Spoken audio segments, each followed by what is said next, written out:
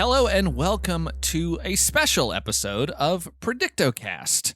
Normally on this show, as we've done in the past, we watch the first 10 minutes of a movie, we talk about it, and we try to predict what happens next. But this month on the show, because it's the end of the year, and we just passed our 100th movie, we wanted to do something a little special to close out 2020 and the fourth season of the show. So we are looking back at some of our... I want to say favorite, but that's not accurate for this episode. We're looking back at movies that have stuck with us throughout time. My name is Josh, and with me as always, of course, is Skinner. Hey, Skinner. Hey, Josh. And with us this week is everyone, because everyone loves Mel. Will everyone introduce herself? Yeah, I represent the populace, and my name is Christy Admiraal. And I love that is right. The giant turtle puppet. So it was a puppet? It wasn't real? What? What? What do you mean it's a puppet? It wasn't real. Jesus. I believed it was real all along. So to explain, we're, looking back at movies that have sort of stuck with us, and one of them had to be Everyone Loves Mel. Which I think is, we talked about this on the episode we did way back in 2018, I believe, that it's just called Mel, but for whatever reason they changed the title. But it stuck with us, and the person who brought the movie to our attention in the first place was Christy. So we felt like if we're going to be looking back at movies, we have to have her on and talk to her about it, because Skinner hated this movie so much during the episode, and you had never seen it, right, Christy? No, I just really liked what the turtle's eyes looked like on the box art. Did it live up to that in the movie for you? I'm just thinking about how this movie ends right now, and yes, it did. I want to point out that between our show and other shows, I have done podcasts with Christy, quite a few, I feel like, in the last 2 years. Yes. And I have been nothing but cordial to you, haven't I? You've been extremely cordial, and I appreciate that, but I feel like what you're about to say is that this was the worst thing you could do to me, when it was really not. I mean, people have done worse things to me. That's true. And You've made me watch worse movies than this. I don't know if I have, though. No, I mean, A Dog for Christmas is much worse. Yeah, it's a worse movie. That's the one that I was thinking of. I also like this more than the 12 Dogs of Christmas, but I can see an argument could be made that it's not better. I mean, the play at compare the play at the end of that movie with that song that they sing versus the turtle. Are you going to compare it against the song about Mel? Because that song rules. So it's a fucking banger. That song is good. The end of this movie where the turtle says goodnight. Yeah. To Ernest Borgnine. I knew it was going to happen. But nothing could have prepared me for that moment. It's such a choice to do. Like, just to you know what? Sure, it flew. You know what? A whole bunch of other shit's happened. A tiger got released. We got a tiger in this movie. Let's make the turtle talk. I had actually forgotten about the big cats completely. Like, that was one thing that I did not recall from your episode, which I just finished listening to. And I was saying earlier, I love the barely concealed rage on Skinner's part, and Josh just doesn't seem angry at all. You seem positively chipper in comparison. Yeah, I kind of roll with these movies a lot. I think it infuriates my roommate sometimes, because she is like, how can you watch this thing and not give it a pass or whatever? And I'm just like, I'm just judging it on its own merits. And what an asshole to say. And that's how I'm able to sustain myself through all the dog movies we've watched and all the other just weird stuff that we've watched, Mel included. I want to really mention, because we're going to talk about how even keel Josh is, and he sounds that way on the show, and that is how he is in life. If you're around him, he's the chillest guy. He's got Yes. he's got that chill note. Especially no, it's only when I'm around people. When I'm alone, I am a rage-filled monster. No, here's where I want to talk about where you're a rage-filled monster. Is if you've had a few drinks and you're trying to record something with equipment. Oh, okay. Oh, okay. I see how it is. We're just going to air some grievances, huh? We've done that our 100th movie. I want to laugh at Josh with Christy. We were down in a basement in Chicago, and Josh could not get his brand new recording equipment for us to our portable recording equipment to record for Gnome Alone. And it was 2 to 3 hours of your vacation you spend just fucking with this thing and getting angrier and angrier on our trip with our friends. Yeah, I was a fool. I think that every time, so people obviously know this by now, especially with COVID, but we record this show remotely. It allows us to have guests from all over the country, and you and I are in different places. But every time that we have tried to record in person when we have been together, something has gone wrong. The only place we have successfully recorded something where we intended to make it sound bad was the Mall of America. That's true. That was very good, though. I mean, like, it was very good that it was very bad quality. We were there when we said, this place sounds like shit for audio. This is perfect for our show. I do. So, okay. I mean, no, but like, I want to gas Josh up a little. Like, I will say that Josh Hollis is the absolute best person to be with if you're going to lose your wallet at San Diego Comic-Con. Oh, yeah, that's true. That was a very harrowing It was harrowing, time. but you were as calm as you could possibly be, and you helped me find it. And it wasn't until afterward that you stressed me out because you said, wow, that could have been really bad. You could have not been able to get on your flight tomorrow. Well, but at that point, I was fine giving you that stress to kind of bottle up and internalize so that you wouldn't lose your wallet again. And I didn't trust you. I never have again. That was a full 2.5 years ago, and it has not happened since. But yeah, this movie about this turtle, pretty good, right? Pretty good. Well, okay, so what I wanted to say was, since we decided to do this, we kind of all came at this from different angles because Christy had never seen it before watching it just before recording. I watched it on the YouTube rip at 1.75 times speed, which is absolutely the way to watch this movie if you have to watch it a second time. And Skinner did not rewatch it at all. I want to explain that you could not pay me to watch this, but if you tried to pay me to watch it, I might. But our Patreon's closed now, so there's no one giving me money. So I'm not rewatching this movie. That's fair. I don't blame you, but I will say that 1.75, you can't do 2 times because it's a little too fast, but 1.75 times, especially in the end fight sequence between Dad and Silverwood, or whatever his name is, that is his name. That looks like a Three Stooges sequence. Okay, I want to throw out a good bit that can be done. Christy, how's your John Travolta impression?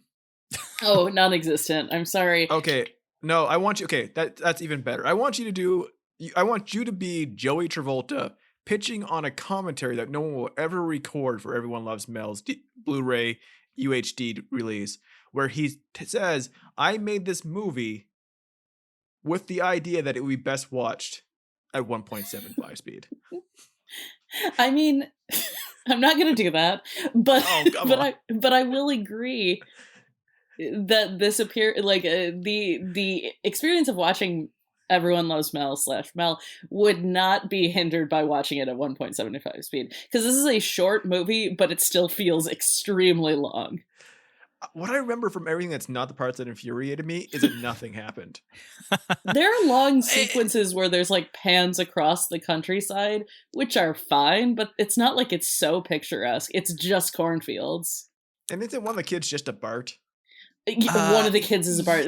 There's a shitty teen and his like quirky little brother. I will say that rewatching it, I did rewatch like the first half hour regular speed, and then I realized I couldn't finish it in time unless I sped it up. But the first half hour, like Roger sucks way more than I remember. He's just an awful kid that I don't ever like. I think even by the end, I don't like him. He reminded me of the main character on American Vandal, but not funny.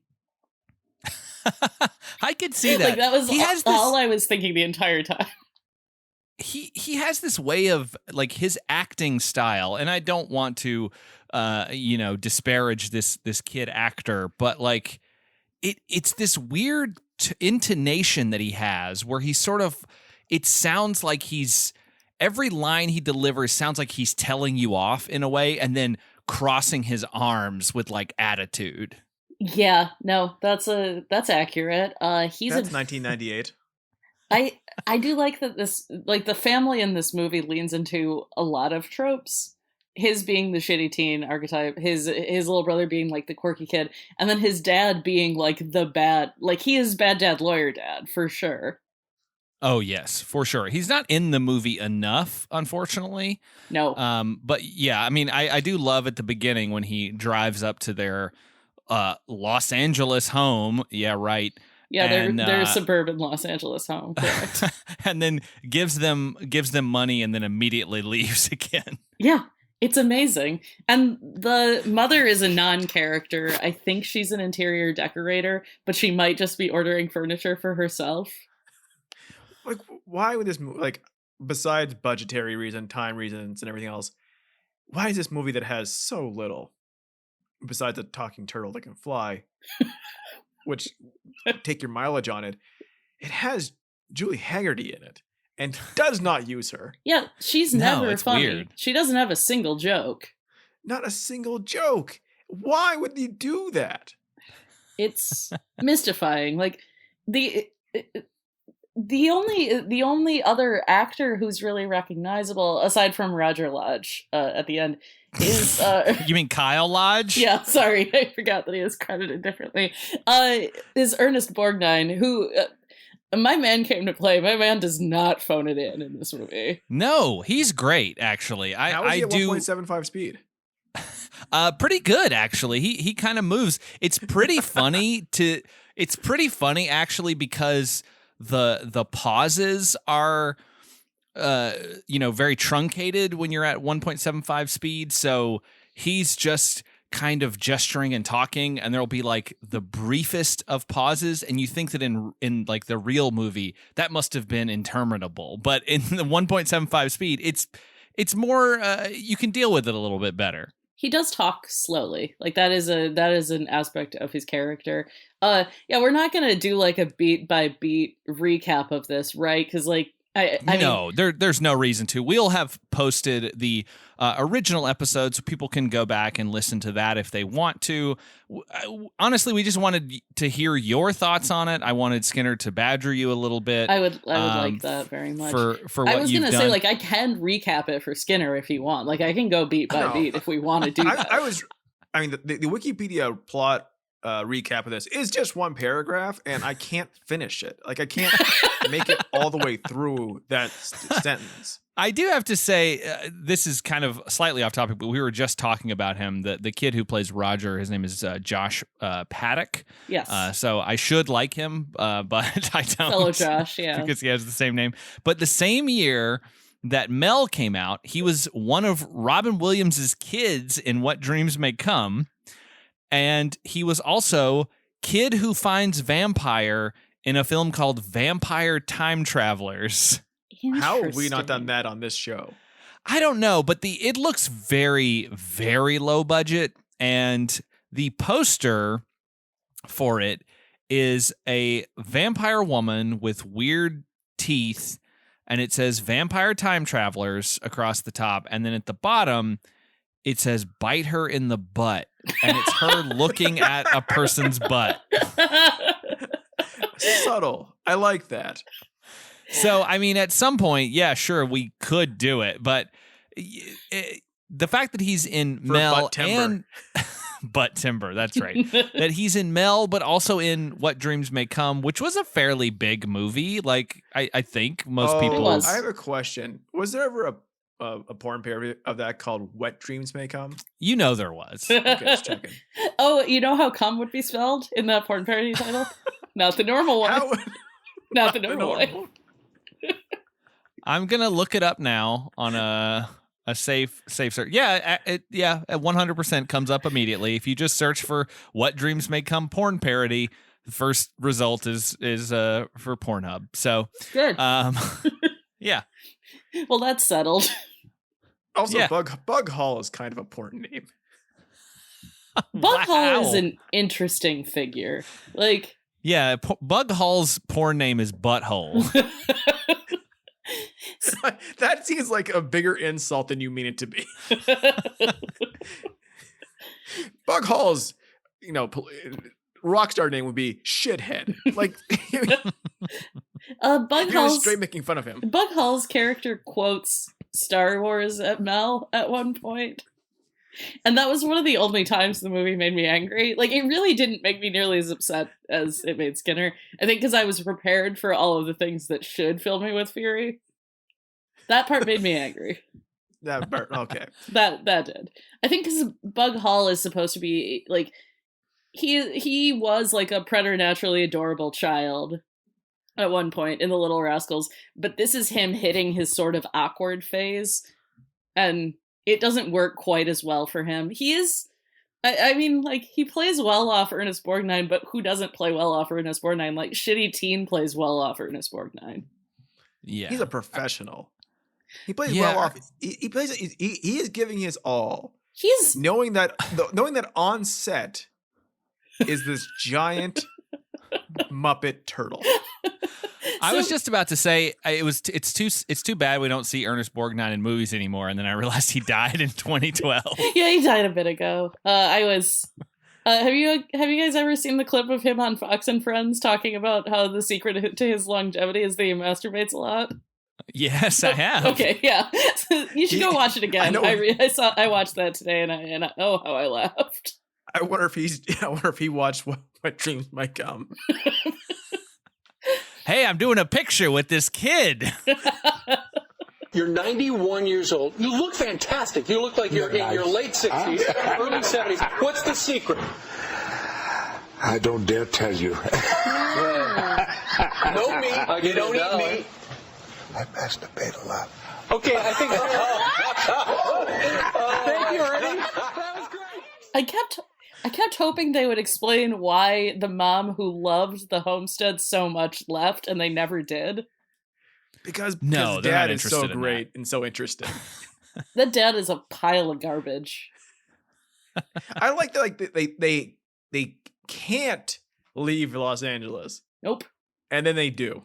And then they do at the end. It's unclear what I don't know if I can't remember if we talked about that in the episode of like what their new life is going to be. Like, is he going to start doing law up there, Yeah, or is he going to commute? You didn't touch on that. or- I don't think you really speculated on that. You touched on a few things that I was going to bring up, so I won't belabor the points. But you also thought it was weird that like the lawyer found a legal loophole at the end, but that went unexplained, which really bothered me.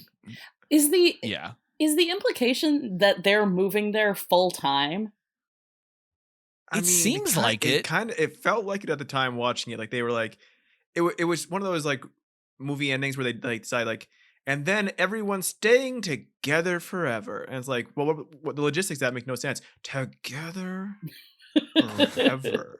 Well, yeah, because they're moving stuff into the house, Yeah. and she's like, "You won't recognize it when I get done decorating." And he's like, "Don't change anything." So it seems clear that they're all sort of moving in, and then Dad is like, "Oh, let's go down to the lake," and like, so they seem like they're settling in for good. For Grandpa to die, and they're just kind of take over, and then they're gonna sell the land to Bailey Silverwood. What a good name for this. Bailey Like, Silverwood is a very good name. really good name. Like for everything else, having a bad guy character named Bailey Silverwood is just A+. It sounds like the name of a protagonist in like a young readers series, like Bailey Silverwood. Private Eye is like an Encyclopedia Brown style character, but a little girl. Would he? I love that. Would he fight Sheriff Edgewood though? who would also be in One I Tree. forgot that the sheriff's name was Sheriff Edgewood. The sheriff is okay, yeah, so the police is in the pocket of Bailey Silverwood, and the sheriff is very like, I don't know, my hands are tied, when there are literally no charges being brought against Ernest Borgnine. Yeah, it's I mean, it's the typical sort of small town corrupt police who are just letting the rich guy come in and dictate what they're going to do. I mean, it's never as good as Roadhouse. He's never in a monster truck just That's flying true. across the river. I mean, they try to have it, but they try to have a good fight scene at the end. But I mean, Dad doesn't rip that guy's throat out or anything, so it doesn't really count. He does get hit in the head with a rock, and he seems totally fine afterward. Yes. Again, didn't make me mad, just kind of made me confused and like scratching my head. I just remember being very confused that this Northwoods movie about a talking turtle puppet really took the time to rent big cats. And the more we learn about the big cat rental market, the more I hope this was a complete shit show. Oh, you think Tiger King gave these guys the cats, or fucking Doc Antle? Doc Antle definitely did. God, I want some DVD extras where Ernest Borgnine is talking to one of them and saying, like, how do I get a hold of some tigers? That's assuming Ernest Borgnine didn't have tigers. It is interesting though, because normally a movie with this budget level would just use stock footage of like big animals, particularly the way they're staged here. Like, at least for the mountain lion, they could have used stock footage very easily. But no. Yeah, they could have. This is practical, and the turtle it is not practical. No, the turtle beats the shit out of the mountain lion. With just by pushing it with its head? Yeah, he pushes it with his head. The whole movie is kind of just the mythos of Mel, of the Swanee Okay, monster. yeah, that's what I did want to talk about that. The origin of Mel being able to fly is well established in the Swanee mythos. I don't care. We did mention that in the, because I heard No, Ernest I know you Borgnine did. say I it. You did. I just remember how they mention it right up top in the movie. It's like one of the first things you find out about Swanee. It's weird that they all think Swanee is a monster when it's really just like a somewhat large tortoise. I mean, it's not that, like, besides his head, which is, in real life, you would find that grotesque if you knew it wasn't a puppet. Like, even then, it's pretty gross. Yeah, like, then you were like, what is going on with its eyeballs in nature? But it's not that much bigger. No. There are some shots, especially when they're putting it on the skateboards at the end to ride it around on that golf cart. Yeah, especially when they put the turtle puppet on the skateboard, a normal thing to have happen in a movie. Also, whenever they're walking it, like when the teens and Bug Hall are walking it around, then it does seem massive. Yeah, that's true. I mean, it's a real Godzilla issue here. Like, he's just different sizes at different times, except for it's a turtle puppet. God, like the whole movie is just kind of like, it's in shadows. We don't learn enough about it, and then eventually it's on skateboards. That's great, but it flies at the end. It talks at the end. It eats pancakes. It eats pancakes. So many. But we all do so much. There's something better to do right now. But that kind of like, it's like, okay, now we finally established, hey, you know what it looks like. You know what it does. Let's get ready for that sequel. Everyone still loves Mel. What would you guys do for a sequel? We've got Bailey Silverwood has been tamed. Yeah, you don't have a natural villain in the sequel. I mean, like, you do a thing where, like, Mel goes, my work here is done, and he flies off to a new kid and starts a whole new thing, or yes. do you, like, continue the. We're like what, Christy? What happened if the Babysitters Club met Mel? Interestingly enough, the last episode of the Babysitters Club 90s series that I'm currently watching for my podcast, Pizza Toast, a podcast about Babysitters Club ephemera, Uh, there were many animals featured on the most recent episode, and it turns out that the babysitters do not know how to react to animals. Like, they don't understand how to interact with them at all. I would love to see them hanging out with a giant turtle for this reason. Oh, it'll be so good. I mean, it's harder than triplets, you got to believe. Oh, I'm sure it's harder than triplets. I feel like Claudia maybe makes it like some kind of feather boa headdress situation. Oh, what if she painted his shell? Ooh, that is a thing that people do to turtles. That seems crazy. I have never. There's very few other animals that you would just paint. I don't think you're supposed to do that. Shut up, Josh. So I'm just thinking about how it would fold into the 90s Babysitters Club series, which is very different from the Netflix series because it's really loyal to the books, and all of the girls came straight out of Jersey Central casting and have clearly never acted before.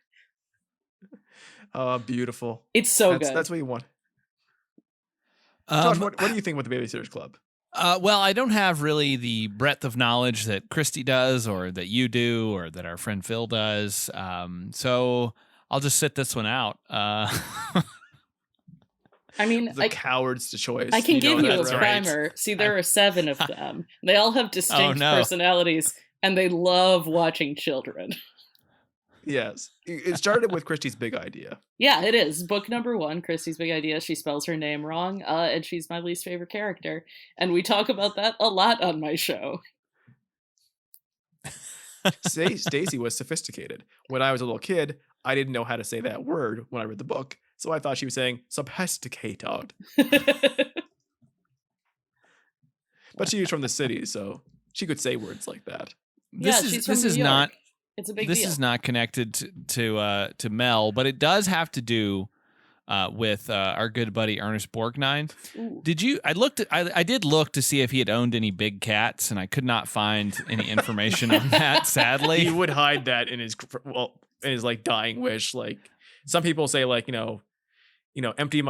delete my internet history before I die. He's like, don't let anyone know about my big cat collection. Yeah, send these all to this guy named the Tiger King. He had a documentary in 1997, a short called Ernest Borgnine on the Bus, and it chronicles Borgnine on his 1996 road trip in his bus across the United States to greet his fans. His fans are that far away from him, huh? And you can watch it on YouTube. See, I found out today that Ernest Borgnine was married 5 times. And his marriage to Ethel Merman lasted under 50 days. Oh, that wow. Sounds right. Yeah, I mean, I was having a blast learning more about Ernest Borgnine today. Because I do think he's really good in this movie. Like, I also, you noted this in the episode, and I couldn't get over it watching the movie today. Roger, shitty teen, talks about how weird his grandpa is a lot. His grandpa is almost aggressively normal. Yes, he is. It's actually there's a couple of great line readings of his in here. There's one especially that is I think Roger's like, "Are you crazy?" And he's like, "Damn right, I'm crazy." Yeah, he's really good. He's really good. I mean, but like Chrissy said, like he's just a grandpa, like a grandpa who wouldn't born in 1917. Yeah. Could be so much more quirky. He could say words that no one uses anymore. He could say words that you shouldn't use anymore. Absolutely. I mean, at the very nicest, he could say like, "I'm feeling real punk" instead of, I'm feeling bad today. Yeah, he is not there for the paycheck. He's there for love of acting. He wants to infuse this movie with more sophistication than it deserves, as it is still a movie that's ultimately about a giant turtle puppet. His thing, maybe he's kind of like the way that Werner Herzog was on the set of The Mandalorian. He just like really wanted to work with the Mel puppet, and they were like, "Yeah, we might try to do it as CGI," and he's like, "Don't be a coward."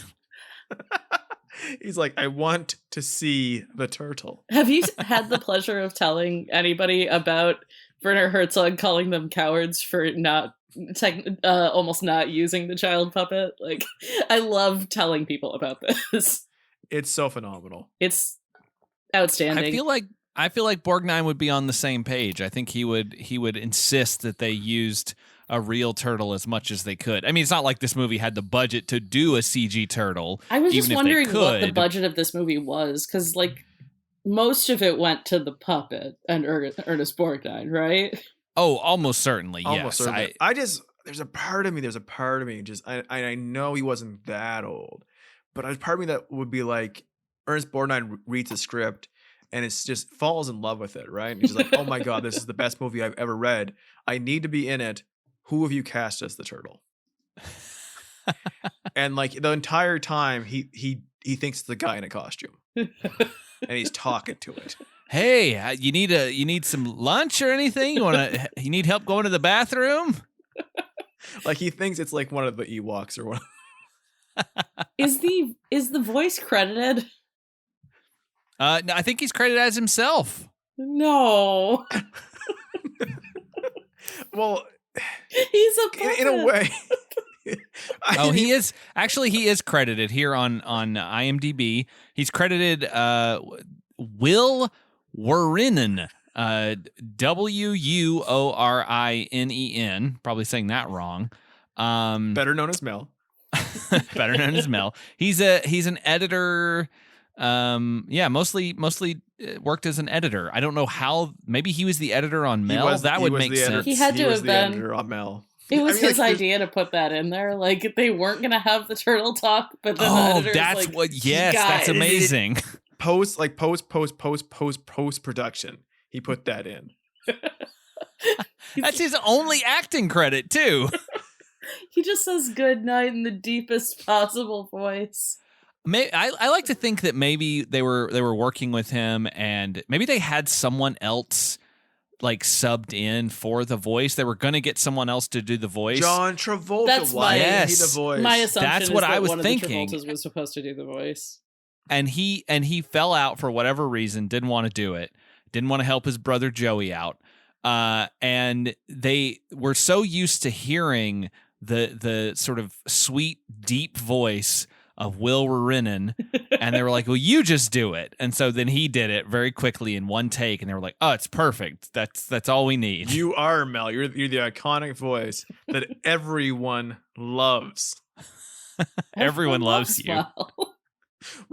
What if like until that moment it was for everyone just called Mel, and they're like, no man, from now on this movie is called Everyone Loves Mel. Well, we did talk about in the first episode about how it's kind of very much like E.T. in a way. Like they find a Yes. creature, it can fly at the end, and very That's very stupid. similar. It eats a But- food that is funny for an animal / weird life form to eat. Oh yeah, that's true. It likes pancakes. They Loves couldn't get a coveted M&M sponsorship. They went to Reese's Pieces and they were like, what are you doing?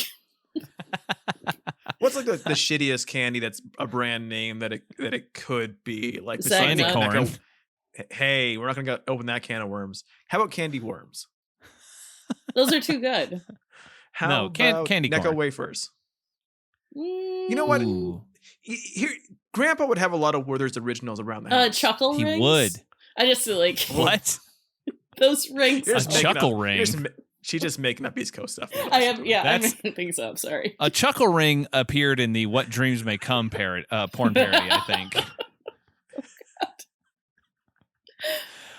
But what I was going to say is that this is called Everyone Loves Mel, and like E.T., they Everyone thought loves of- ET. Well, no, they thought of doing an E.T. sequel that was going to have scary E.T.s in it that were going to come and try to kill the kids until the real E.T. showed up and saved them. Have you guys ever heard Yes, about that? I've heard about this, and thank God it didn't happen because I was It's like terrified of ET2 ET as a kid. Dark Skies or something like that. Like that's the name of it. And it's called Nocturnal Fears. That's it. Ah, What a fantastic idea. that's an evocative title. But if they went that trajectory, what would an evil Mel look like? Would it be like what's the turtle kaiju? Oh, Gamera. Camera. Or like Toka and Razor from the Teenage Mutant Ninja Turtles 2, whichever one was the turtle. I was also thinking it could just be the Mel puppet, but with angry eyebrows. Here's what would really happen in a sequel. Mel puppet with a pink bow on its head. We got a girl Mel, and we have to get the two turtles married. Oh yeah. I would watch that movie. Do you think with it being an ET like ripoff, that it literally someone was just sitting around one day and went like at the Travolta compound, and was like, what if the T in ET stood for turtle? Oh. Everyone loves turtle. That's what ET stands for. Extraterrestrial. Is that anything? It is now. Hell yeah.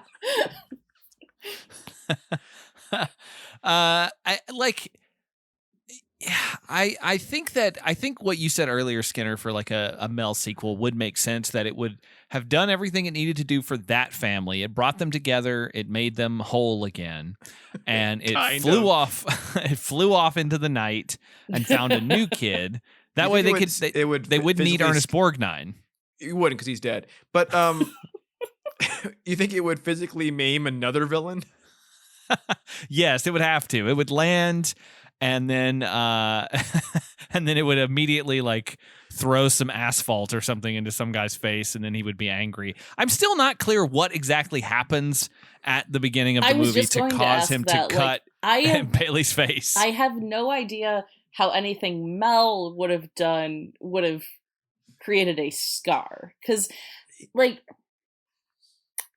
to me it looks like he just got splashed with some water. You know how everyone tells you like the fins or legs or whatever certain turtles have not only cut but also instantly cauterize a wound? Yeah, I know how everyone says that, but I don't believe it. Like, this is a movie a little bit of its time. We have a bird, we have the turtle on skateboard. If we did a sequel, it would probably take place in like 2005, 2007. Like, yeah, how do we get nu metal involved in this movie? It's easy. I mean, Christy has no doubts this is fine. This is fun. What's the band? What's the band that they have the CDs for at the beginning? Suffocation or something like that? Yes, it's something like that. Why can't people make fake band names? It's so easy. It's so easy. It's a good band name. I got the new "It's So Easy" album.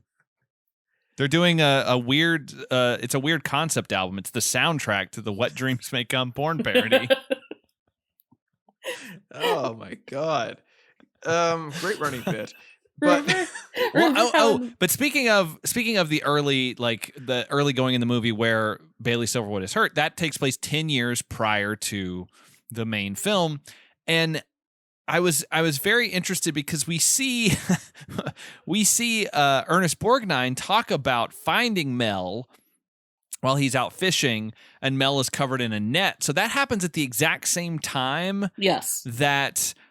He hurt Silverwood, yet the actor playing Ernest Borgnine in the flashback is much, much younger, and it's the same actor playing Bailey Silverwood. It's been a rough 10 years for Ernest Borgnine. Yes. Hey, his life will do that. He's crazy. The problem, like at that point, like when he scratched and maimed this Silverwood, he injected him with turtle DNA. And thus he starts to age much slower. Oh, I love that. I wish that maybe the sequel is Bailey Silverwood turning into the evil Mel. Well, there's always a Mel.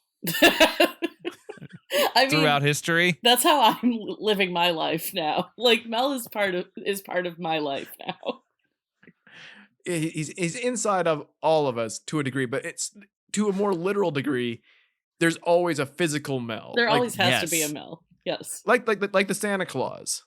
Yeah, Mel is like the new elf on a shelf. Like, and that's you what have to. I'm really afraid that the next Mel is Mitch McConnell. That's what's happening to his hands. He's in the process of changing. But Sarah, the sequel in that case would be Everyone Hates Mel. Exactly. I do think it's That's more interesting if you turn the concept of everyone loving Mel on its head for the second movie. Where everyone So hates maybe Mel. that's what happens then. Everyone loves Mel except that he gets implicated in a crime that he didn't commit, and he has to prove his innocence. I'm imagining almost like a Dark Knight style conclusion where they like smash the Mel signal. They have a Mel signal now. Mel kills the assistant DA, and yes. Well, Mel's skateboarding downtown, and he somehow causes a traffic accident, which causes a semi truck to drive into an old folks' home, murdering thousands. Thousands. Because we overpack these places. We're really making some commentary here. Also, it has a puppet turtle on a skateboard still. They still have those props. Is the Mel theme song still played? Because I can't stop thinking about that song. There's a new metal version of it. Well, I think it would be interesting to have the upbeat, happy version as you see all this carnage take place. I want a version of did it all for the nookie, except for it's about pancakes. I did want pancakes really badly. Like, there is the very normal psychological reaction of seeing food in a movie and thinking, I want that food. But usually it's when the set dressing is good and the food looks appetizing. It did not, but I would still I could use a pancake. I could use several pancakes. I want to eat pancakes outside in the woods. I want to eat them in the woods. I want to be woken up at 6 a.m. and told by Ernest Borgnine that the day is half over. Yeah, when did his day start? 2:30? In the middle of the night, apparently. 2:30. What does he even do then? There's Fox News isn't doing anything great then. What's an old person supposed to do at that time of the night? He's hanging out with Mel. Playing chess. Talking about all the loves they had in the past, like other girl turtles with pink bows on their head. Mel is reaching his weird head forward. I would have liked a chess scene. I think that would have been fun if they played chess and Mel's head just goes out and nudges the queen forward, and he's like, "Oh well, I'll get you again tomorrow." And considering it is a puppet, which I just was informed at the start of this episode. There's so much you could have done, but because they don't want to reveal him in his glory until kind of later in the movie where he finally gets down to some action. Like, there's so much you could have done because it's just a puppet. You can make it do things like this because it doesn't look real, so it might as well do ridiculous things. He can only fly when he absolutely needs to. I think that's important to note. I think it's very important to realize that makes Mel an asshole. No, it's like, have you seen... Okay, I'm going to compare, as so many have done before me, I'm going to compare this film to Spider-Man Into the Spider-Verse. Level with me here. Okay, now you're making me sad that my PS5 is a day late. You know how he can phase into invisibility, but he can only do it when he really needs to? It's like... That's Mel. Are you saying that... Okay, so like... That's Mel with flying. Mel's flight is like the opposite of a shy bladder. Okay, elaborate. No. I'm thinking that Mel's flight is like the strength that a parent gets when their child is trapped under a car. It's like, oh, okay, I've got to do something. What do you think propels his motion? Is it farts? Well, from because the pancakes? Because he is he doesn't have flippers. Because we see his legs. Yeah, he can't flap. So he doesn't have any flapping things. It's like everyone knows with a toy car, if you open its doors, it's a plane.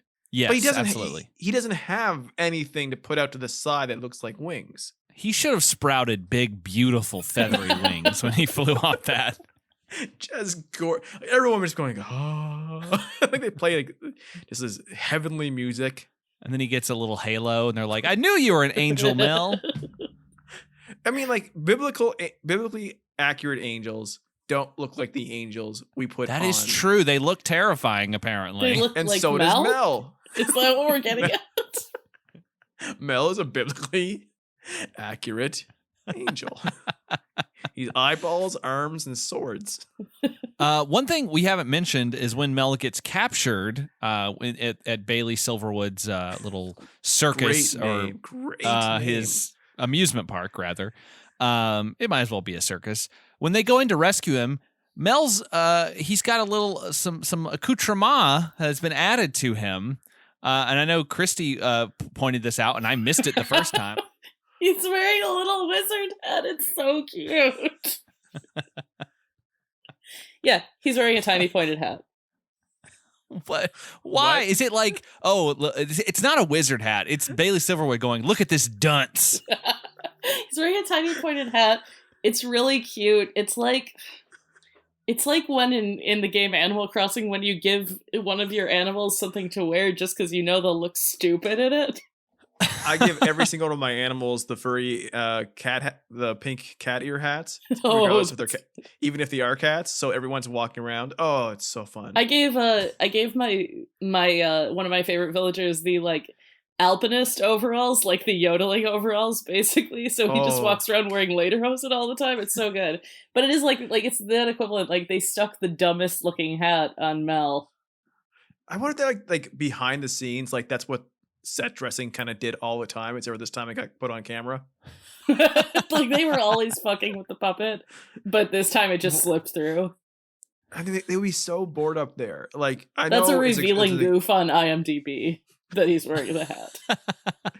Mel wasn't supposed to be wearing this hat. No one told him to take it off before the camera started rolling. what I need is the YouTube video. One of my favorite things on YouTube are videos like from Defunctland stuff about theme parks put in places where they would never succeed, and how everyone who put the money into it and did it were stupid. Mhm. And that is what is happening in this movie. This is a future Defunctland episode happening before our own eyes. Yeah, it's silly that is this big theme park is in a place where there's like what 200 people or something. They say Like that's even worse than Anaheim. And they go to a restaurant that is based mostly on like the menu is mostly calzones. Oh yeah, Calzone King. Calzone. That is a good name for a place though. Like that's better Yeah. than like a fake the fake band name. Oh, it's true. And the dad is drinking either cold brew or like a really fancy beer. Like he has this weird glass that you would only serve either cold brew coffee or a chocolate stout in. It's very unnerving. Oh, I found it in Spokane. Pete's Pizza / the Calzone King. Wait, so they're the same restaurant? Yeah, it's a real thing. It can't be both. It is. So God is damn Pete them. also the Calzone King?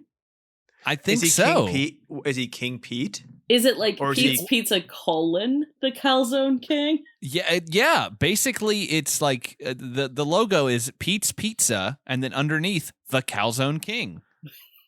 Okay. He's really that is a very big ballsy move to like, you know what, my restaurant needs a subtitle like a sequel to a movie.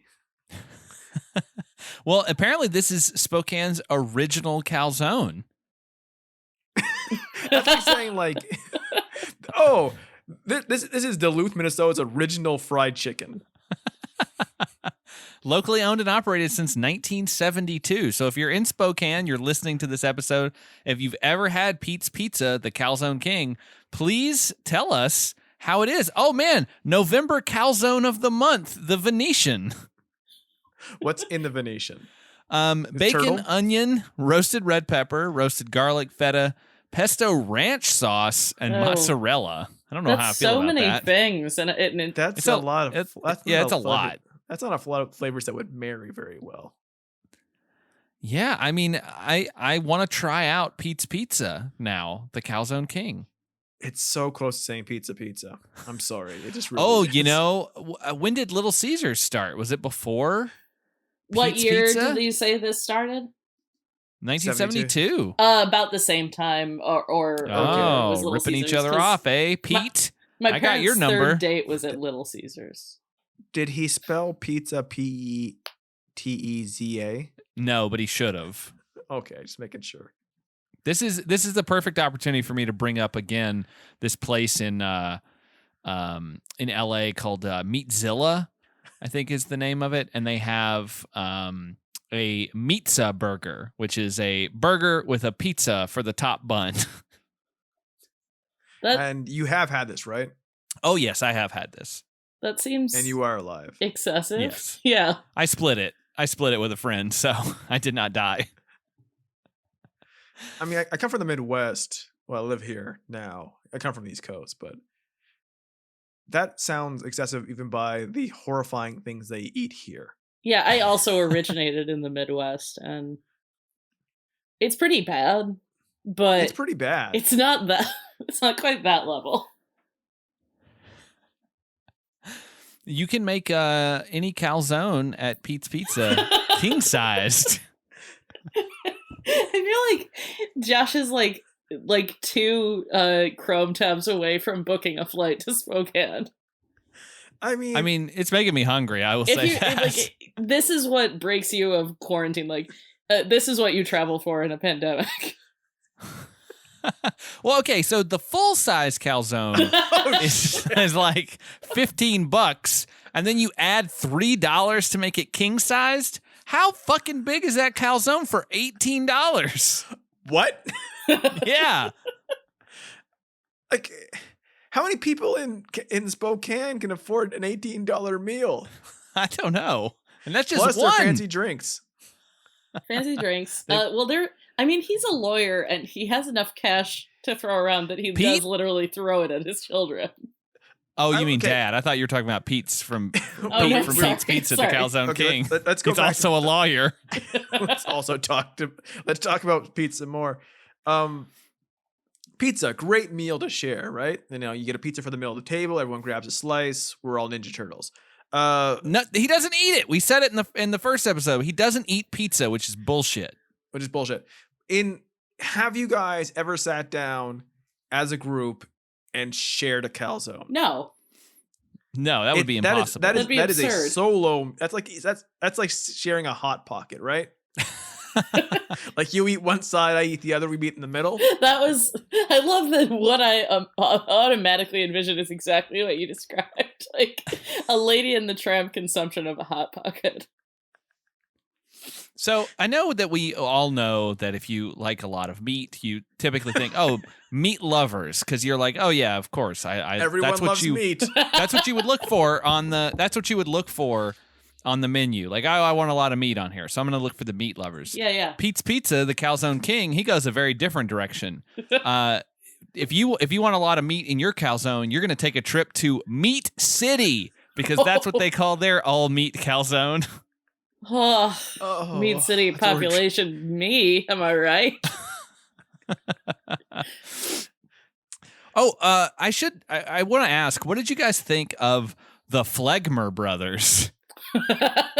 the one that's like, one of them doesn't have a lot of brains, I believe. It's something like that. And that is the one who observes that he believes the turtle is an alien disguised as a turtle. Yes, thus the E.T. connection. Yeah, I think everything ties back to E.T. in that regard.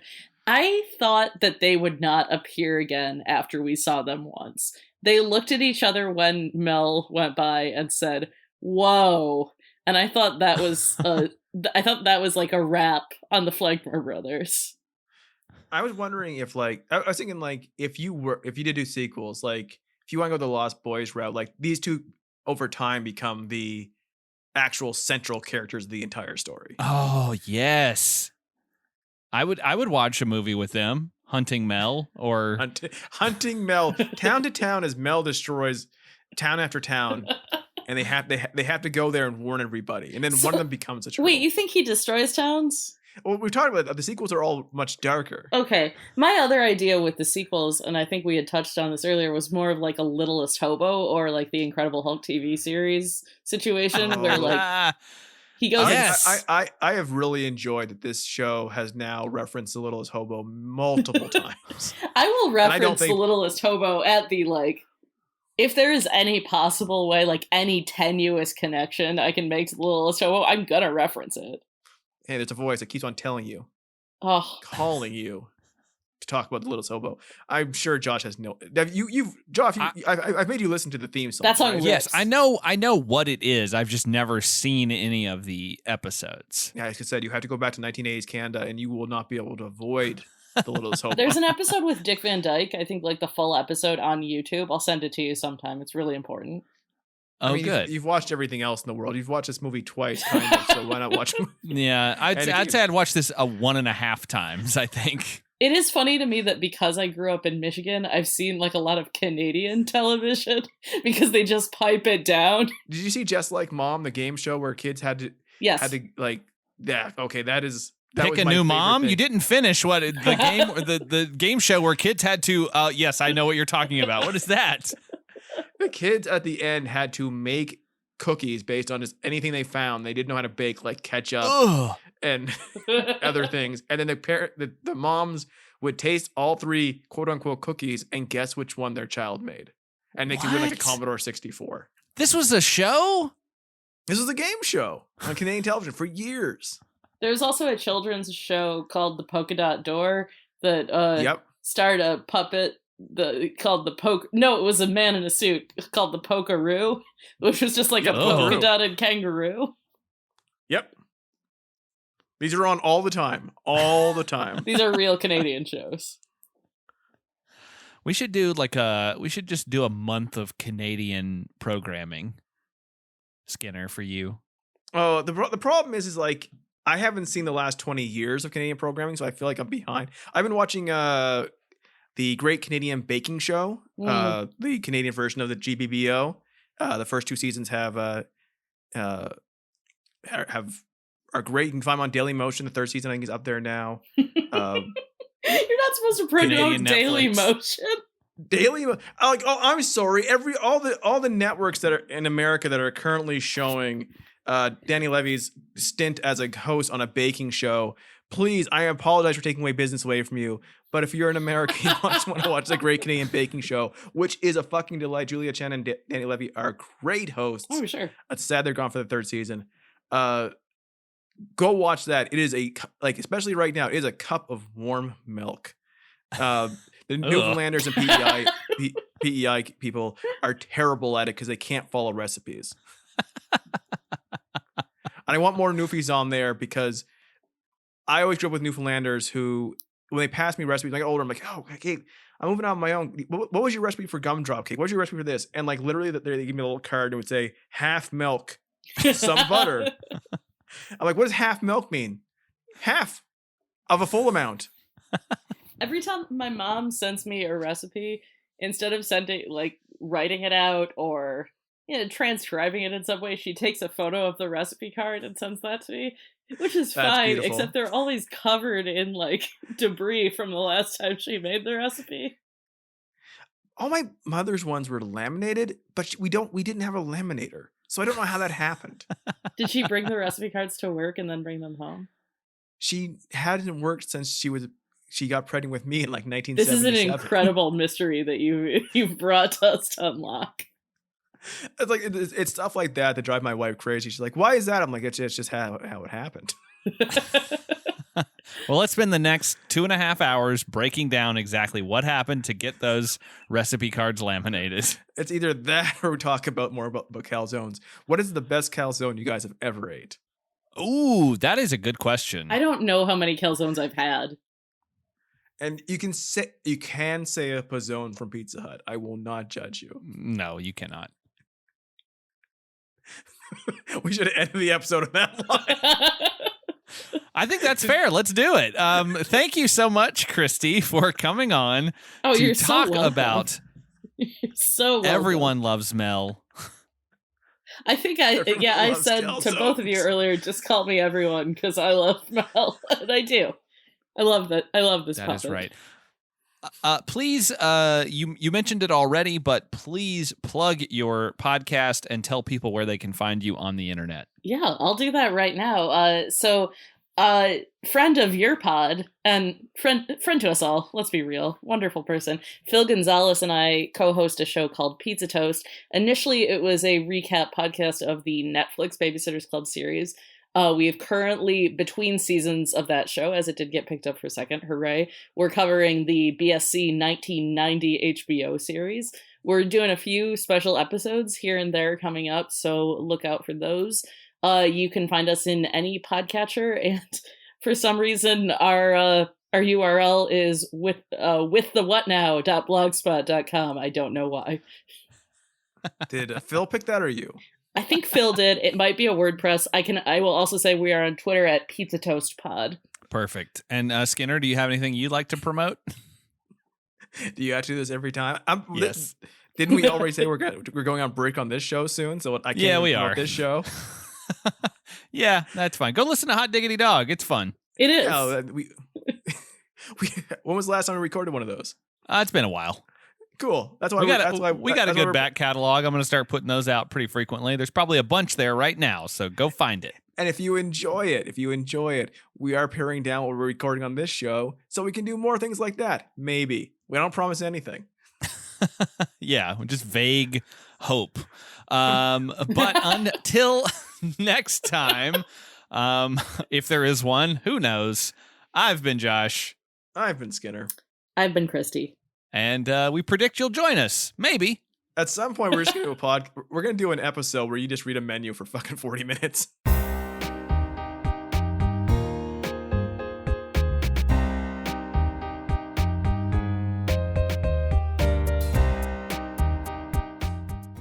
If you like the show, subscribe, rate, and review us over at Apple Podcasts. We're on Twitter and Instagram at predictocast, and you can find our entire back catalog at predictocast.com. Our theme music is by Kyle Sledge. Find more of his work at soundcloud.com/geistmusic.